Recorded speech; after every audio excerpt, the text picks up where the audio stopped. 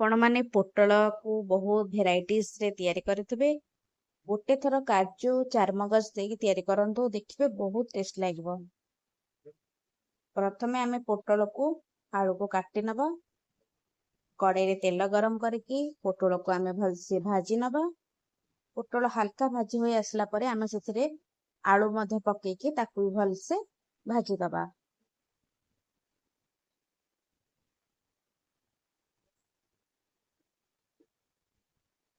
एबे मसला पई पियाज अदा रसुण टमाटो काजू आ चारमगज नेछि तार भल से गोटे पेस्ट बनै नबा। सोरिष तेल गरम होई गला परे से पेस्ट को हम सब पके दबा। एबे आमे हल्दी पाउडर लूण चिली पाउडर आ हल्का टिके साधा मसला पके दबा।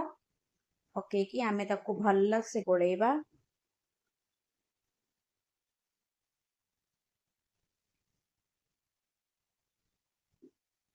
भल से कसी होई आसला परे आमे सेतिरे भाजी की रखितिबा पोटल आउ आलू को पके नबा।